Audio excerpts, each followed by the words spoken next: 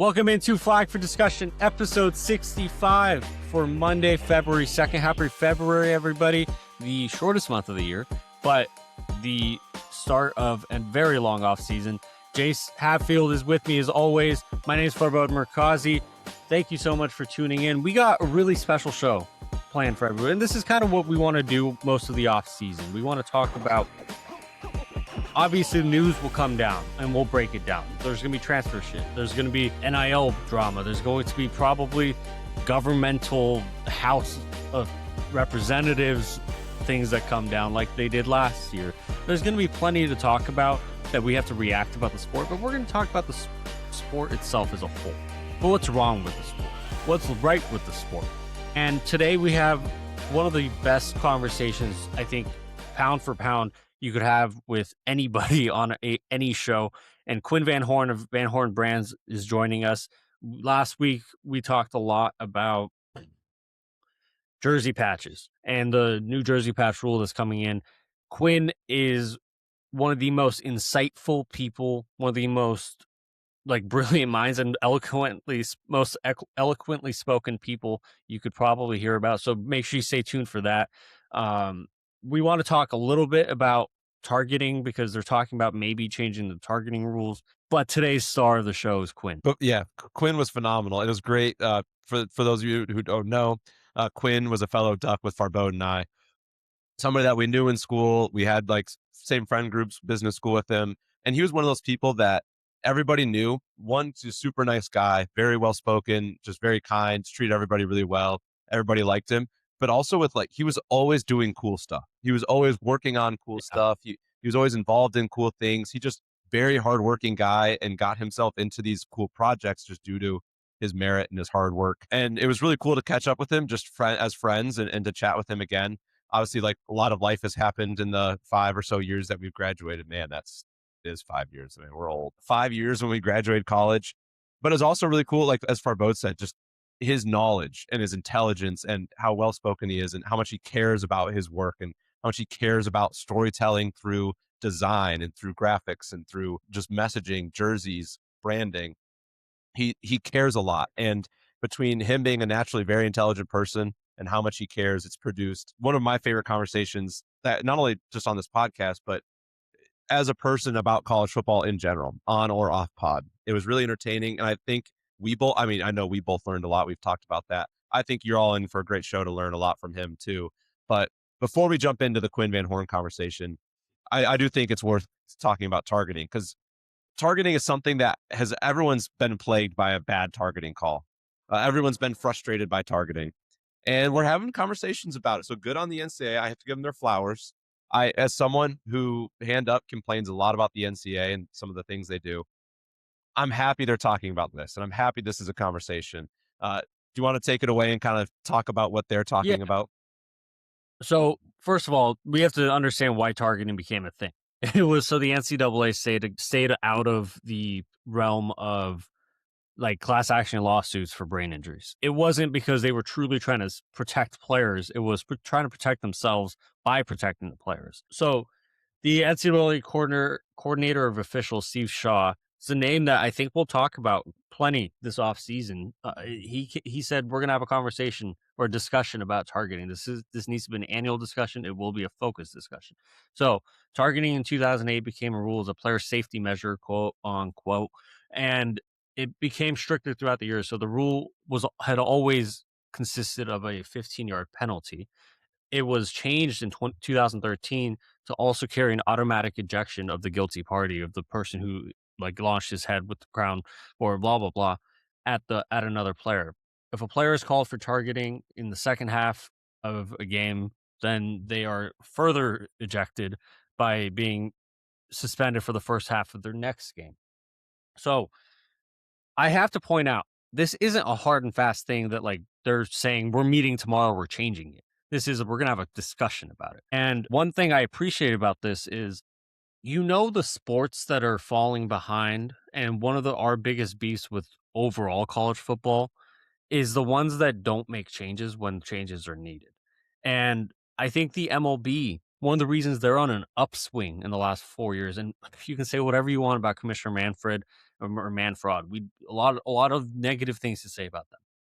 But the radical changes that MLB's done in the last several years has led to a rise in ticket sales again, led to a rise in ratings, and the sport is back. There's people care about it a lot more than they did, even with the Dodgers dominance. The NFL, there's some things that come up that like the commissioner's office can't like foresee, and they'll have meetings every year. Oh, this doesn't work in our sport. Let's make it better. And every year there's a rule change or something to make the sport better. So we've seen in the NFL, like the catch no catch thing. Did he catch it? Did not that season, that playoff run, they defined what a catch was. We think the tush push is probably going to be outlawed this off season. Special teams, after they completely overhauled the special team rules. Everyone said they don't like it, so they overhauled it again. So the NFL is on the forefront. So that was a long way of saying I like that the NFL, I mean, the college football is taking a bit of an NFL approach of like, let's look into these things. And targeting, I think, is one of those topics that everyone understands why it exists. And everyone understands why there's a 15-yard penalty and why there's suspensions added onto it. I always thought though that like the blatant ones, yeah, that matters. But there's some of it that like is so subjective. It's subjective do you have an SEC crew? Do you have a Big 12 crew? Do you have a Pac 12 crew? Do you have a Big 10 crew? Who's calling the game? Which ref in that crew is your ref for that game? What subjectivity barriers are you introducing because the rule is not fully enforceable it's not the letter of the law. So right now, one of the discussions they're having is maybe having a two-tier targeting system. It's kind of like the NBA. There's like the flagrant one foul and the flagrant two foul. The flagrant one targeting would essentially be 15-yard penalty, player stays in the game, no suspension. Flagrant two is thought, all right, this is the non-football act. This is like an act that like the player could have avoided. It's not incidental contact. It's a crown of the helmet contact with like there is potential malicious intent involved. That is the potential 15-yard penalty, automatic ejection, and maybe a suspension. I'm for that. I like giving players the opportunity.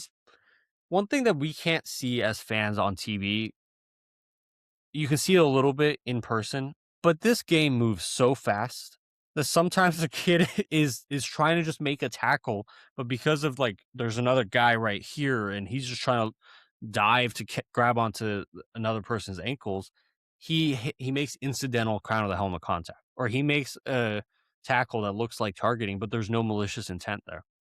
And then now that kid, he has 12 of these opportunities all year guaranteed. He's losing the rest of that one and half of the next one. I didn't like that from the beginning. Yeah, I'm completely with you. I think the two-tier system is huge. And similarly, a big reason why I like it, and maybe even something I hope they discuss a little bit more, kind of to your point there at the end.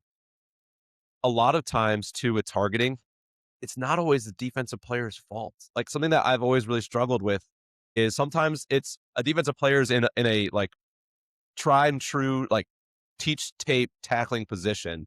And it's the running back that lowers his helmet straight into his. And then now all of a sudden there's helmet to helmet contact. The offense gets skate free. The defense gets screwed. Similarly, like sometimes it's just a quarterback throwing a hospital ball. Like a quarterback will throw a lazy pass over the middle where the safety is just trying to pick it off. The corner's trying to make a play. The wide receiver is obviously trying to make a play, and they all just ram into each other. And it's all on the quarterback. It's a horrible throw, but they get rewarded with 15 yards, and now that safety is kicked out of the game. There's a lot of instances like that were just very frustrating, and it's frustrating enough that even if you're watching a game where you don't have like neither of these teams are of your affiliation, you're just like enjoying college football. It's enough to get frustrated as a neutral fan watching a game. You just feel gutted for the kid. You see how sad they look walking out. Some of the kids are crying, and you just hate it. So I hope that I really like the tiered system that they have. I think that's the right way to go about it. I almost hope there's another tier or a version of, is this even the defender's fault at all? I know that's very subjective, and so that does add a wrinkle of subjectivity to it all. But almost add in like a level 0. That is, the offensive player initiated the contact, or the quarterback, because the quarterback missed his spot and the DB went to go dive to make a pick, the wide receiver dove to make a play, and now their helmets hit. Like I hope they find enough. Obviously, I don't want a flag on the offense, but I think almost a no call and say, hey, just runner was down by hey, the running back lowered his shoulder into the stationary helmet of the defender. We're just going to call him down. There's not going to be a 15. I'm with you on the, or maybe not. I shouldn't say. I don't think it was an opinion you gave, but it was a fact. So something to note too is because this was made to prevent class action lawsuit and to prevent that kind of thing for brain injuries, it does make it difficult. I think the wiggle room isn't quite as much there as we'd like it to be, because if they do have the scenario where they decide, oh, we're not going to penalize, like what I just said, if they decide that they're going to follow what I said, there is a world where a running back gets dinged up a bunch and can easily point and say, look at all these hits I took that you never flagged, right? It encouraged guys to try and hit me in the head. So I do understand if my idea was to never be chosen, I totally get it. But the system's better. At least guys aren't getting thrown out automatically, because there are a lot of instances where I don't think someone deserved to be tossed out of the game that they did. Yeah, I honestly think like you were gutted for those kids, like you said, but also I was thinking about like the suspension rule. And I get it for like why this rule became a thing was especially in the 2000s, early and earlier than that. I mean, that was when Bountygate was a thing in the NFL. Like defenders were literally trying to take each other's heads off. And don't get me wrong, football is a very violent sport still, and there's defender's job is to take down the player that has the ball. So I understand this. But at the same time, in the last 15 years, NFL and college, so many rule changes have come down to benefit the offense. So the offense doesn't get flagged nearly as often for like personal fouls or penalties. Like unless like we saw the Oregon right tackle take a kid to the ground after a play, he got a personal foul penalty off that, and that was stupid. But that was a malicious intent and blah blah. But in this scenario, it's genuinely how do we define malicious intent? How do we define like these kids aren't going out trying to hurt each other. They're going out trying to make a tackle or game saving play. And a lot of times, like you said, plenty, some of these game saving plays puts them in a vulnerable position that looks like targeting and it's not. So I'm glad that they're at least talking about this because I don't know if anything will come down for the 2026 football season. If I were a betting man, which sometimes I am, but if I were more of a betting man, I would probably say no, it's not going to change because I know the NCAA. But at the same time, there is something to be said for at least like let's look for changes. And I would assume the flagrant one targeting call would come with a personal foul. So like if a kid gets two of those, he's ejected still. But I always thought the ejection rule was dumb. Not the ejection, the suspension rule was dumb. Like Yeah. my act in this 4-second, 10-second play does not have any impact on whether or not I should play in 2 weeks or play next week. Now, if I go and spit on a guy and I get suspended for conduct, yeah, that's one thing. I willingly made a decision to affect my future. I get that. But if I'm trying to make a football play and I end up in a vulnerable position, all of a sudden I lose the rest of this game and half of the next one. How does that benefit me as a student athlete? Because we're going to talk plenty about employees versus student athletes. We get that. But your number one job as a college program right now, other than winning, is develop these young men into men. And you're servicing these student athletes. How does that set up a scenario where these athletes are in a position to learn, grow, and get better from it if you're just telling them, hey, buddy, you're going to be painted as a villain. You're going to be suspended. You're going to be ejected. You're going to lose one of the 12 guaranteed opportunities you have this year to put film on tape to not only grow from over the offseason or to get NFL teams to be interested in you. So I'm glad they're looking at it. Yeah. You're absolutely right. I think the suspension was the worst part about the rule. And that's the biggest thing that needs to be addressed. I think the second worst part is the not really taking into account the situation. Like you said, it's football is a split second, right? That is like when the football's thrown over the middle and you have to decide to make a play on it or not. You can't pause time and think, man, if I go after this football, but I hit his head, I'm going to get ejected. Like you have to make a decision right then and there. And I'm with you. It stinks that they can make a wholehearted, genuine decision to just try and make a play, win the football game. And unfortunately, their helmet happens to hit theirs, and then boom, yeah, you're done. So this was a great rule Exactly. change, or this is a great conversation.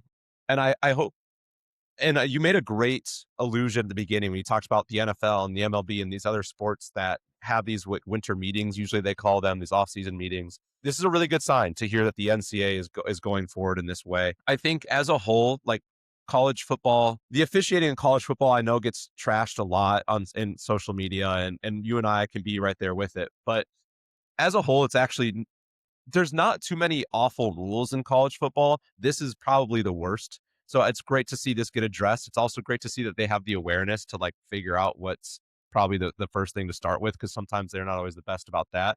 But before they got to talk about this, they do need to hop on Zoom with Lane Kiffin to ask if he did anything wrong. And maybe Jim Harbaugh will join because apparently he got sent the link. But, so there's battles, but we take our wins when we get them. And this is one of those wins that we'll take.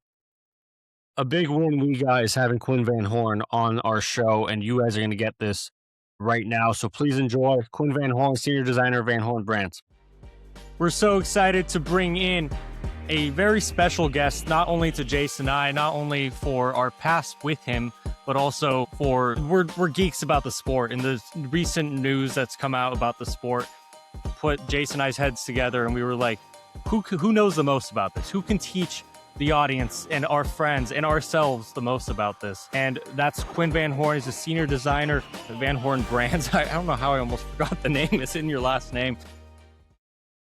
You're not the first person. Don't worry. I mean, if anyone forgets that after saying it, I don't even know what to say at that point. But thank you for joining us. It's an honor. It's a pleasure. It's also just really good to see you again. It's super excited to see both you guys. Really appreciate you reaching out. Yeah, it's a fun time, and uniforms are a big thing that I love doing in my life and talking about. So this is a perfect opportunity to see there's going to be some big cosmic changes in the sport, and it's important to have discussions and see what fans think, because that's where a whole lot of sentiment's going to come from. Right. And like, to be honest with you, like a lot of this whole, like I said, Jason and I, we're geeks. And now that there's no absolute games to talk about, you can only talk about the transfer portal and NIL so much, and not even keep an audience interested, keep ourselves interested. So we take the jersey patches, and we try to take it to another level. We've talked so much about this one-on-one. So there's a good amount of conversation there. Do you want to let everyone know a little bit of your backstory? Because you can do a lot better than I can. Yeah, Quinn Van Horne, senior designer for Van Horne Brands for the last few years. I've had the amazing legacy of being able to work with my dad, who was a 30-year Nike vice president, helped design the Oregon O and the Denver Broncos and all those pieces. When he decided to retire from Nike, we kind of picked up the things together and said, "Hey, we need to help be a part of shaping the new direction of the Oregon brand." So I had the really fortunate task to help design Oregon's new Generation O uniforms, including two of the special uniforms, the Stomp Out Cancer uniform with Sophia Lanning, and then the Shoe Duck uniform honoring the amazing legacy of Phil Knight and Bill Bowerman. Really amazing opportunity to be able to work on those things as uniforms, also work on plenty of other projects for U of O, including the new Oregon practice facility. It's currently going underway in Eugene, Oregon, right outside of Autzen Stadium in the Hatfield Dowling complex. Have a lot of background working with the University of Oregon, and it's really fun. It's a fun time. It's really fun to work on all those things. And obviously, met Jason Farbode at University of Oregon when I was doing my undergrad degree, and also got my master's there. Just finished that in 2024. Hopefully, that's a good enough background. But you're hired. I don't know if you're looking for a job. I'm not really hiring for anything, but you're hired. I was driving home today, and this thought came to my mind. I was like, this conversation we're about to have is so Warsaw. And for anyone that doesn't know, it's our sports business club from back when we were in school, but it's to the nth degree that we want to have this conversation. And how we did it was like every project, we always tried to take it to the nth degree of like the nerdiest sport conversation any of us could have. That's why you go to Oregon, right? You take sports and you bring it to the nth degree. That's why you're a duck. Exactly. Oh, taking this a little bit more national. So we talked about this on our Monday show, but the NCAA Division I cabinet officially approved the rule that allows corporate sponsorship logos, patches on uniforms, and equipment effective pretty much at the start of this season, August 1st, 2026. And then they said there's like an adjustment you can make. You can add a second one maybe by the playoff or bowl games potentially. So this got us thinking about not only sponsorship placement, client relationships. Jason, I want to let you kick off with like where do we want to start with this conversation? I'm glad you brought up Shoe Dog in your intro, because as Ducks, we know all of the intention that goes behind the vast majority of uniforms, and you hear a lot about it. But from a national perspective, I think Shoe Dog was one of the first uniforms where a lot of people got the feeling of getting to see for the first time a jersey made with true intention. Outside of the Pacific Northwest, I had friends here in Chicago and in the Midwest that reached out and just expressed how cool those uniforms were and how they never realized how much intention went into jerseys. And it actually inspired a couple of my friends to read Shoe Dog for the first time, which was kind of cool to hear. But, as Ducks, we kind of, not that we take that for granted, but we're used to seeing that. And on the other end of Shoe Dog, where there's a story being told throughout a uniform, you have corporate sponsorship, which I think oftentimes in the world isn't usually seen as a storytelling sponsorship. I think a lot of people just kind of do the Mr. Krabs money sign eyes and just kind of, that's how they see it. So Yeah. let's start here, because this is a tough one. Corporate sponsorships don't always fit into a story of a brand. Nike and Oregon, it's a beautiful, that works. That's pretty fortunate. Not every school has that. What's the first thing you look at when you're trying to put together a brand and a school? What's the first kind of criteria you filter out? Yeah, really good question. And I think a topic that has become super poignant in many conversations that I've had of how do we make room for sponsorship. You already look at some of the teams in the bowl games and you see themselves covered in patches. I don't know if you guys saw the Seahawks and the Patriots uniforms that got unveiled even for the Super Bowl coming up.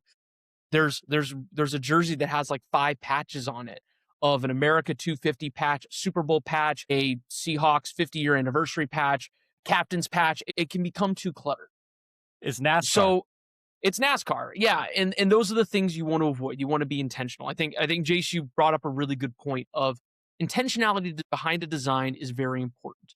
You need to make sure that you are creating space for those type of conversations, but also making sure that the focus of the story is paramount to what you are trying to highlight.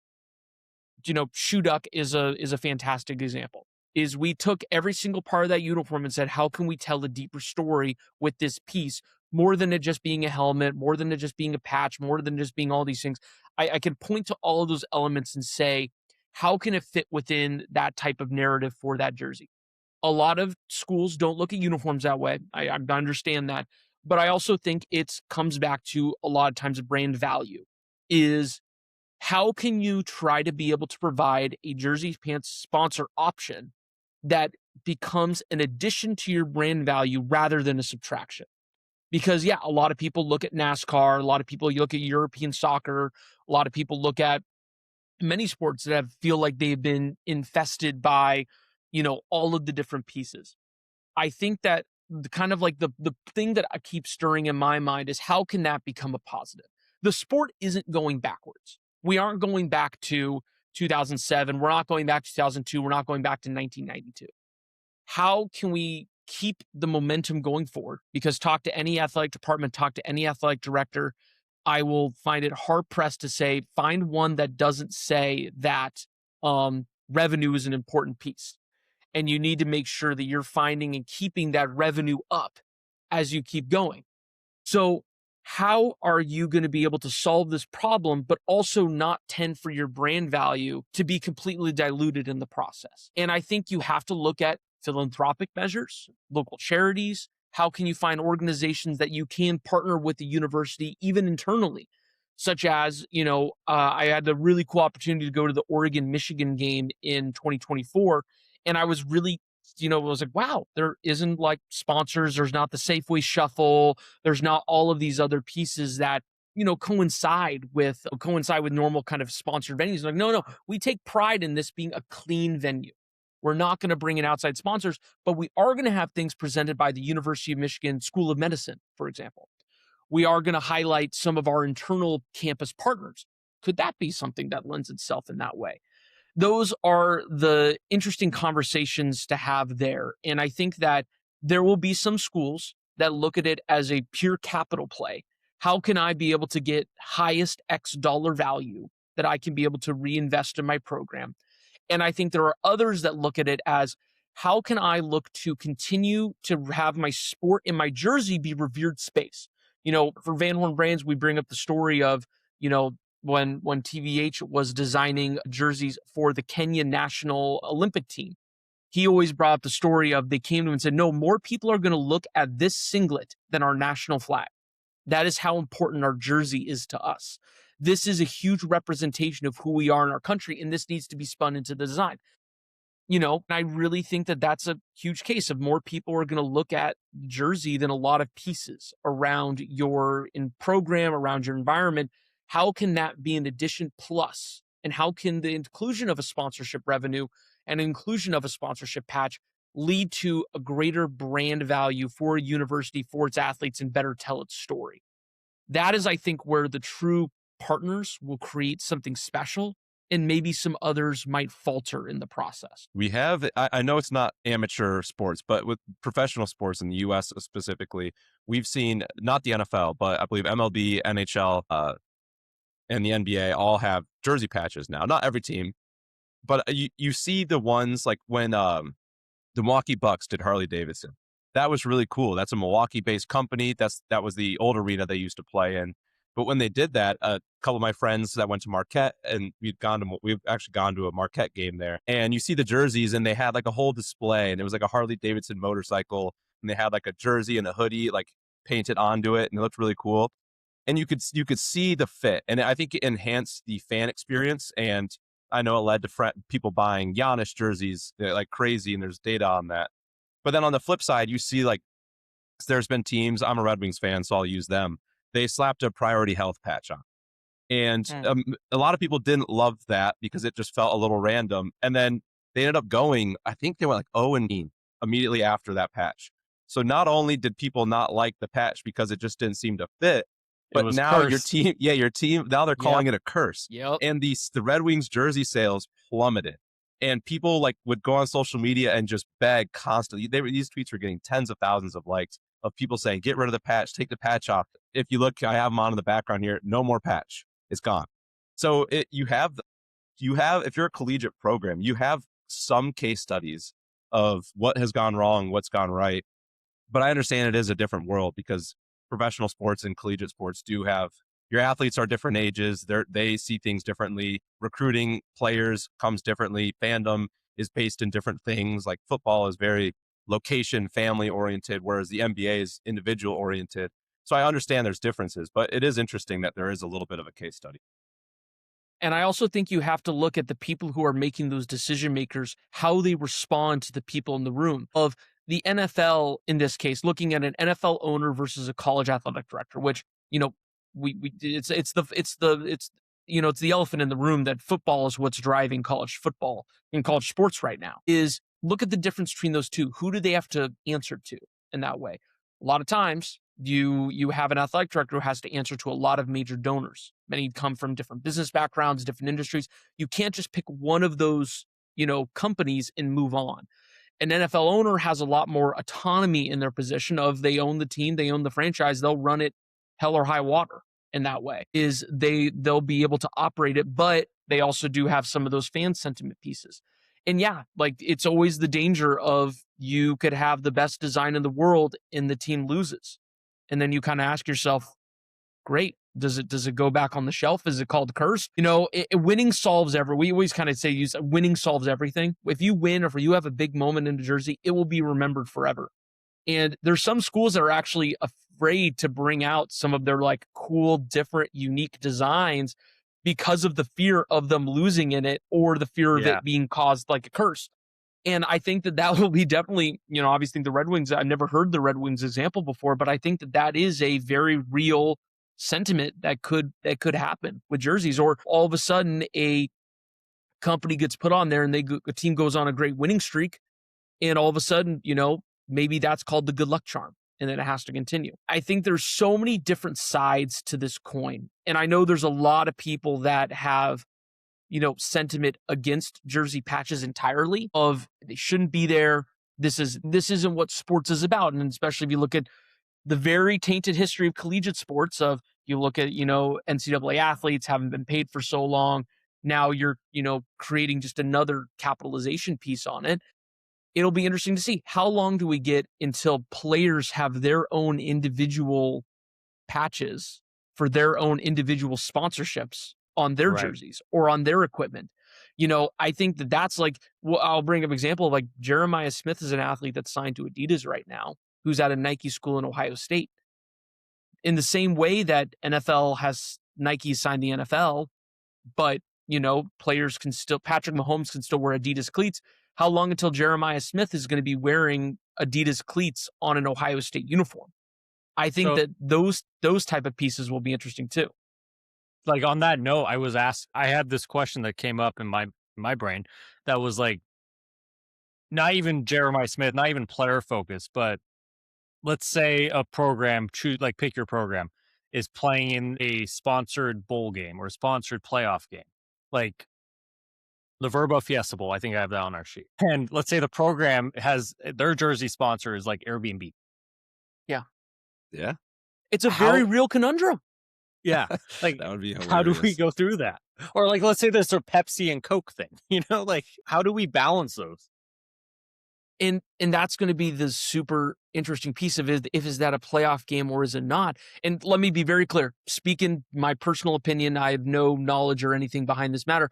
But let's say, imagine the Pop-Tarts Bowl, for example, that isn't a college football sanctioned bowl game. So you won't be automatically seeded into the game based on where you have a selection process that they're going to choose the team that they want to be involved. And somebody has the, Frosted Flakes as their jersey sponsor for whatever reason. Could Clemson the with Pop-Tarts Tony the Tiger. Bowl? Yeah, they have Tony the Tiger on there. They're great, just right on their jersey. Imagine the Pop-Tarts Bowl having a discussion in their boardroom and saying, well, we don't want to invite, this team is next in line, but we don't want to invite this team because of that jersey sponsor, because they're in the position of power of the teams they select. Right. The playoff is a different discussion because they kind of get seeded into this team is closer, this team is on the bracket of who they're going to play when they get here. But I think that the other bowl games are going to have a whole lot more power. Or, you talk about revitalizing bowl season. It'll be interesting to see hey, maybe instead of you keeping your patch for the whole season, it alternates for big games or whatever those may be. And now when you go to a bowl game, that bowl game is going to offer you how many X more dollars to have more patches of that logo or the logo be bigger on your jersey for then you to be able to play in that game. And then the players get some NIL kickback from those type of things. It's the possibilities open up, which means it's kind of like you're opening Pandora's box. There's a good side and there's a bad side to it. Of you could see teams looking like NASCAR teams walking out there with 60 million logos.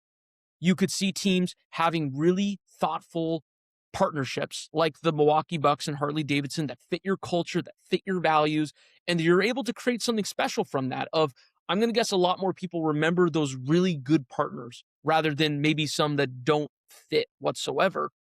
But then you're also going to have some schools that just kind of take the easy street and they're just going to look for who is ever offering the highest dollar value, and we're just going to pluck them from the shelf. I think that it'll be a mixed bag. And this is where I think you're going to see teams with really good leadership rise to the top of being able to create the moment to be something special. Well, Something that I'm just, go for it, Farbode. I think that's the part that I'm most curious about is because college football, and we've talked about, we've already had the conversation about the NFL and the Red Wings and the NBA having them. But to me, college football is such a unique sport. And there's a reason we do this podcast. I'm an Angel fan. I'm a Laker fan. I'm like, in terms of my fandom, but I'm not an Angel. I'm not a Laker. I'm a Duck, I went to school there. I'm paying student loans to the university. There's an aspect of that university and that my experience there that makes like a fabric of my life is because of that. So I think part of where my hesitation came when this was even a possibility was, God, I hope they get it right. because I'm not going to stop buying jerseys theoretically, but I also want it to by balance with what I love. It's part of my identity. And like the Lakers have wish.com. I haven't bought a Laker jersey that says wish.com on it. I want it to like, oh, this is either a really good cause, really good story. This jives with the state or with the university. And there's so many universities, like you said, like either balancing capital or balancing the meaning. When you mentioned how you're going to have teams going for capital or for story or both, I wonder if teams that are a little bit more flush with cash have the luxury to take a loss in revenue if that means we're telling a good story and this is a meaningful sponsorship to our program and we're able to incorporate it well, versus if you're a school that's not quite as flush with cash, you might not have that luxury. And I wonder if that will be something that we see as a commonality, or if it truly is just the personality of the AD in the school that flushes that out. Yeah, I think it's both. And I think you'll see, obviously the top schools have the luxury of choice. That's always been the way that college sports and even pro sports has It's a half, operated. half. The Dodgers signing their 19th superstar to a deal that's going to last for 30 years. Yeah, this sports is where a lot of the rich get richer. And that's where I think you'll see a lot of teams trying to get creative with their partner. How can that be able to elevate them in a really unique way? Or how can you bring a business more in-house to do more NIL deals with your athletes, to create a bigger foundational partnership? Doing a big deal with someone, all of a sudden they have a giant tailgating type of event that fans can be able to experience.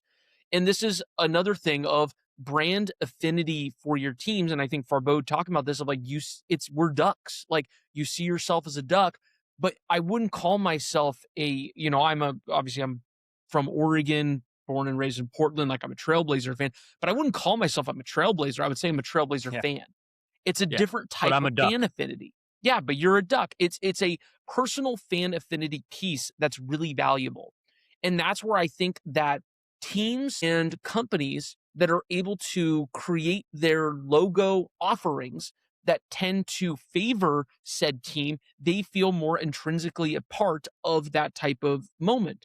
You look at colorways. I remember a whole discussion of a color scheme that matches a given team is much more likely to be successful than one that's just going to stand out. You know, I don't know if it was the Celtics, but they had like a red GE patch. Or it was another team that had like a really, I don't know if it was the Celtics, Yeah. but it was like a really, really stuck out. And it didn't match any of the team colors. It didn't match any of the team branding. And I just kept thinking, this is where you're losing consumers because they're thinking about the patch. They're not thinking about how you are a part of the Celtics family, how you are a part of, you know, Clemson's family, LSU's family, Texas's family, Washington's family. How is that logo a part of your brand portfolio? So when I'm then as a consumer making decisions, I'm saying, wow, as a Texas fan, I need to go buy a Ford truck because man, that's the brand that's a part of my family. And that's who I'm going to see myself with. Ford actually would be a great sponsor for University of Michigan. But all of these pieces in finding those affinities I think is really powerful. And I think that's why a lot of companies are really going to gravitate into the space to say, hey, I want to be considered as a big piece of the affinity, but it can't come inauthentically. You have to find ways to create those type of roots authentically.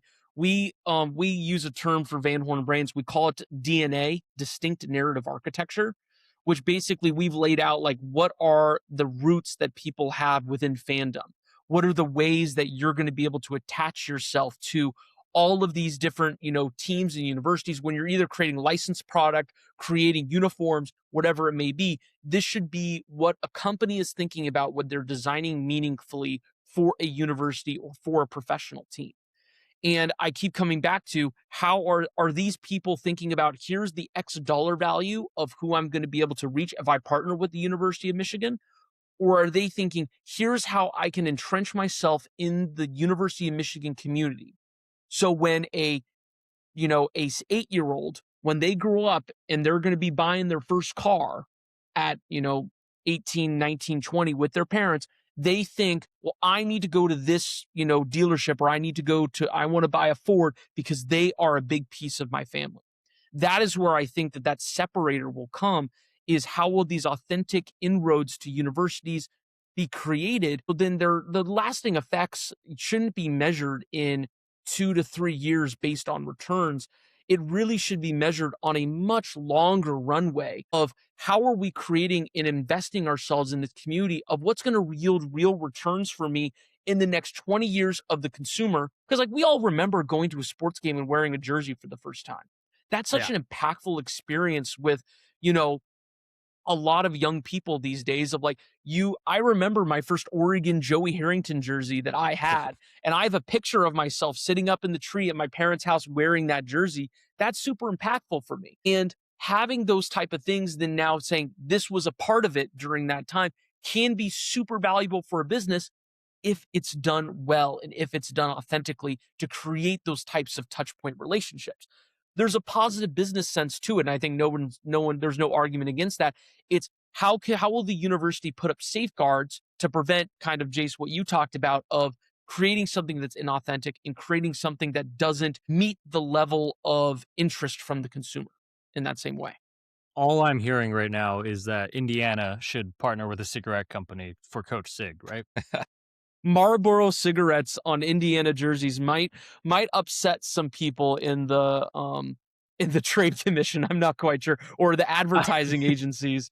I have a feeling there will be probably some swift rules put in place until the first. Was it the Hoosier beer that Yeah, so I Signetti actually was mentioned about during to his ask press you about that. conference? Yeah, Good. I think that's a conversation because I look in my line of work too. We work with sponsors, sales all the time. I'm constantly looking at sponsor logos and how they should look on certain things. Blah blah. Um, and I know like schools have sponsors, and this is not a new thing. Like Alabama, you always saw that Coke bottle next to Nick Saban's podium. I do wonder, like, not beer, but if a coach gets asked, like, what's your favorite blank? And he doesn't remember that his patch is sponsored by their main competitor, how does that look? And how does yeah, that change up? But I do want to get into one thing with you in terms of like your process and how you help your clients. Um, storytelling's a storytelling biggest a big point for me is like that's how you get college fans because like I said, you're a duck, you feel like you're going to support it more. Maybe you'll support them no matter what. And that's fair. And that's probably most college fans.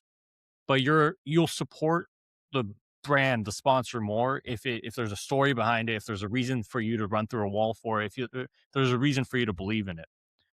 Where does that storytelling process or even like the process of like a jersey design begin in terms of like do you have the story first or the design first or how does that all mesh? yeah. Really good question. We take on the process differently than a lot of people do because we like to start meeting with the athlete. We like to start meeting with the players because that's truly where you get authentic roots within the team because that's who you're designing for. You're designing for the athletes to feel, a lot of times we want them to feel like superheroes when they take the field. And when they're, playing for their team, they're playing for their teammates, they want to feel like that design is a big piece of then helping them do that. And that's where we start hearing directly from the athletes, getting their pieces of feedback. What are those things that can separate or make things feel unique in that way? Like when we met and came up with the idea for the shoe duck uniform, that was something we talked to players about. And they said, hey, we all as a team read the Shoe Dog book together. That is something that we did as a team. We think that this story needs to be told. And we think that this could be something really impactful that we could be able to share with the world. And this shares our camaraderie and obviously everything that Phil Knight and Penny Knight and Bill Bowerman have done for this university. And it's a lot of those. It's coming directly from the athlete in our way. And that's where I hope some of these conversations start as well. Like I think the athlete should never be discounted from those type of conversations of even, hey, these are some of the companies that we're talking about working with. Is there one that you feel an affinity to? Is there one that you think fits better within our brand than others? Because you're going to be the one that's actually going to be wearing that on field. You're going to be the one that's having to represent that when you're going out. It'll be interesting. And also in an era of, player empowerment, is there a patch? And this is actually a plot of Ted Lasso of, is there a patch or a jersey sponsor that the player doesn't feel like they want to represent or doesn't feel like it is reflective with their own values? That will be interesting, and that'll be a new hurdle to get crossed. And I think that good universities will consult with their athletes and with their teams to make sure that it is something that aligns with them, of making sure those type of companies and everything have those same level of brand values that the universities and the teams do. The other question I had for you, it's mainly because this is partially like if you had a Venn diagram of my line of work and what we're talking about here, it's kind of that middle area. Yeah. When you're designing something, whether it's a patch, a uniform, whatever, like what you guys work on, the client wants it to look the best, arguably for the TV camera, right? Like for what it would look like for potentially when 15 million people are tuning in to LSU Alabama because you worked on X part of the field or this jersey patch for that team. You as the designer, and I know it from my end, you want the actual product to look the best, and if that doesn't always marry up well with the TV product itself. How do you Yeah. find that balance? Rigorous testing is where you find that out because you have to be able to find that medium. I use the example of the Math United Arena court as something that we needed to make look good in person. And the old court did. The previous Math United Arena court did look really good in person. But a lot of people struggled with the television capabilities of the way the court blurred as you're moving up and down the court. And so during that entire process, Oregon set up a television camera that we were able to go back and look at all the photos and all the videos and be able to pan it back and forth when we're testing paint samples with Court Sport, who is the court vendor, going back and forth to make sure that that looked correct. Because we knew that we couldn't make the same mistake again, especially with how much investment a new court design takes. Is those things are really important. And I think that it's there's always kind of that middle ground. There's always that way that you can find a way to make something when you are standing 2 feet away from an athlete look really cool, look really premium, but also look at something from the top down from television camera and say, wow, that's really unique. I bring up Oregon's, Big Ten patches. We designed the patch going to Oregon's inaugural Big Ten season. We wanted Oregon to make a statement. We're in a new conference. We want to be able to make something shine. We're proud of this. So hence we took this metallic material that we wanted to match with the swoosh on either side. That was something that we had to get permission from the Big Ten in order to do because they had like, okay, these are your slotted style guys. We're like, no, we want to do something different in the Oregon way. We want to do something different, but we want to be able to take that patch and even make it a more interesting piece of it. And then all of a sudden, when you see it on TV, it glows, it shines, it has like a shimmer to it that none of the other Big Ten patches do. And there's a way that you can be able to accomplish both of those things. And it just takes creativity. It takes time, and it takes the proper partners of being willing to try something different, but also being willing to try something maybe out of the box, unconventional. And I applaud, the Big Ten for saying, hey, Oregon's the school known for taking big swings. Let's try it. Let's see how it looks. And we had to prove like, okay, no, this is going to have the same visibility as all the other patches. And it's even going to look more premium that you've never seen on a college jersey before. And that was something, really that we were proud of. But, I think balancing those two worlds of, yeah, you need something to look good on TVs, even from a general university sense. Like sports are the front door of a university. You become a Duck fan long before you become a student at the University of Oregon or in Michigan, Texas, name any school that has a big athletics program. Those are big pieces, big recruitment pieces. So you need to make sure that that moment hits for all of the tens of millions of people watching and the 8-year-old who's all of a sudden going to want to buy a Duck shirt in Alabama, who's all of a sudden going to become a wide receiver for your team in how many years and, is going to help you win the Big Ten championship in your first year in Tez Johnson. Is all of those things are super impactful, and all of those things need to balance themselves into creating something that is iconic in that way. I think the balance is a good call out, but I'll stick with teams that I know. The Detroit Tigers put a Meyer patch on their sleeve, and Meyer just changed the color of everything to match exactly the Tigers blue. Now, as a fan buying a jersey, it looks nice. You don't really notice it, but that's the key. You don't really notice it because it looks so fluid with the jersey, you don't even really notice there's a mire patch. And at what point, if you're the brand, do you say, are we really getting any action out of this? Do people really have attention drawn to it? Like you talked about But the then shimmer and the Big Ten logo. You look at that and it catches your eye. It looks out of place. It's an Oregon jersey. It's a Big Ten logo. It's bright. It looks good. But But you have a it took me a bit of adjustment the first year. Like Oregon moving from the Pac-12 to the Big Ten, it was shocking. And I was like, okay, this is what we're doing. This is the path we're taking.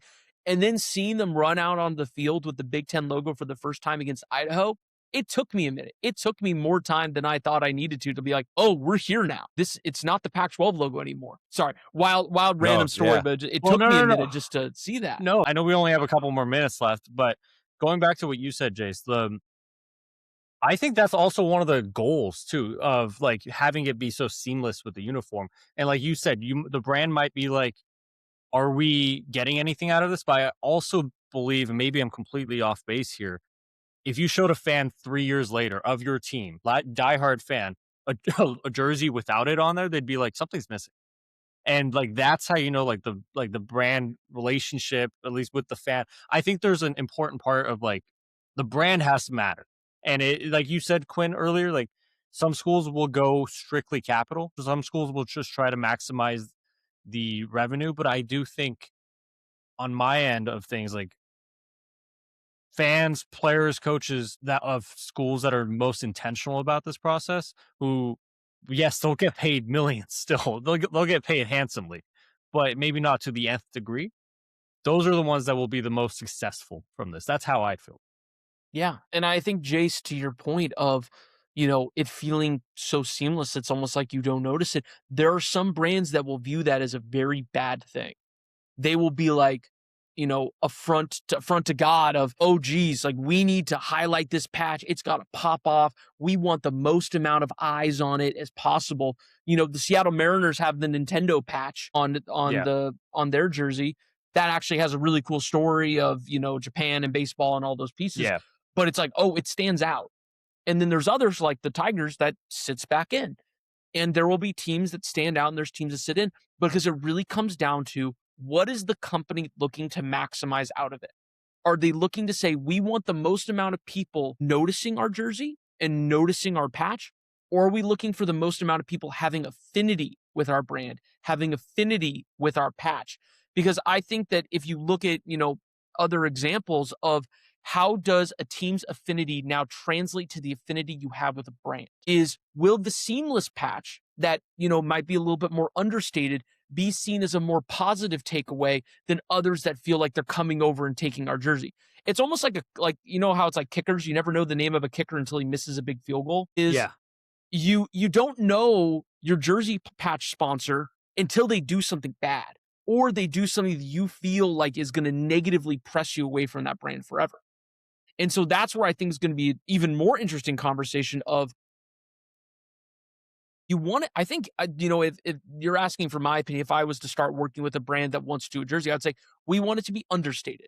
We want it to feel integrated with the team. We want it to feel positive going into the team's affinity. We want to match logos. We want to, like, whether we can match fonts or not is a different question, but we want to match color schemes, absolutely, to create something that sits into the jersey that feels a part of its DNA and a part of its structure. From there, what we do with activations around it is where you truly create the positive ROI and you create all those things. The jersey patch is your foot in the door. But ultimately, what you do when you enter the room, I think, will be more determinative of how you actually create your ROI, how you create your, how you expand your footprint, really, with all of the different things that you can do when working with a team. That's where I think brands will really capitalize themselves, and universities who find good partners will be able to do some really special things. That's Quinn Van Horne, senior designer of Van Horne Brands. Made us all very much smarter today. Quinn, not to put you on the spot, but who's your top 5 for next year? Early top 5. Man, it's going to be a really good year of college football next year, looking at everyone returning. Oregon as my number 1 going into the season with looking at the returning production. That's going to be super exciting. Texas is going to be up there. Even like LSU bringing in all the talent they have. Ohio State's going to be up there. I think Michigan's going to be a lot better. I'm interested to see if Cignetti can bring magic. And again, like obviously he's had some of these players for a while. You know, it'll be interesting to see what type of magic he makes, but it'll be super fun to follow along. I think that obviously so much of the last couple seasons has been dominated by conference realignment. I'm interested to see how this offseason takes on a new role of looking to now that the sport has kind of flamed up, had moments where it's been burned, had moments where it's need to change. How do we look at, doing a little bit of damage control and saying, here's how the portal is truly affecting our sport. Here's how our calendar is affecting how we do business. Here's how coaching changes are being affected. How can we go back and make these changes, truly looking at how do we benefit the student athlete? That's what I really hope the conversation comes by this year. It sounds like we're having you on in a few weeks to talk about that.